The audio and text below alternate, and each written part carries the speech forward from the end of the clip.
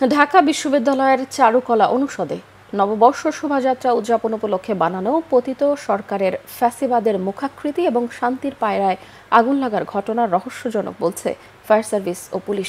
ঘটনাটি উদ্দেশ্যপ্রণোদিত হওয়ায় ইতোমধ্যেই তদন্ত শুরু করেছে পুলিশ। শনিবার ভোর ৫টার দিকে চারুকলা অনুষদে আগুন লাগার খবর পেয়ে ফায়ার সার্ভিসের ২টি ইউনিট সেখানে পৌঁছায়। টানা ২০ মিনিট চেষ্টায় আগুন নিয়ন্ত্রণে আনে সক্ষম হয় তারা। পরে ফায়ার সার্ভিসের কর্মকর্তা জানান, নববর্ষ উদযাপনের জন্য অনেকগুলো মোটিভ সেখানে রয়েছে, তবে শুধুমাত্র ২টি মোটিভে আগুন লাগা রহস্যের উন্মোচন করেছে। শাহবাগ থানার ভারপ্রাপ্ত কর্মকর্তা বলেন, অনেকগুলো মোটিভের মধ্যে শুধু ফ্যাসিবাদের মুখাকৃতি এবং শান্তির পায়রায় কিভাবে আগুন লাগলো তা খতিয়ে দেখা হচ্ছে। দেখে যেটা মনে হচ্ছে এটা কোনো অ্যাক্সিডেন্টাল না, কেউ ইন্টেনশনালি এটা করছে, এইটুকু আমরা নিশ্চিত।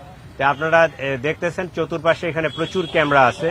পার্টিকুলারলি কারা করছে বা কারা করে নাই এটা এই মুহূর্তে বলা যাবে না, এটা ইনভেস্টিগেশনে বাইর হবে। তবে প্রাথমিকভাবে ধারণা করা যায় যে এখানে দেখছেন যে 2টা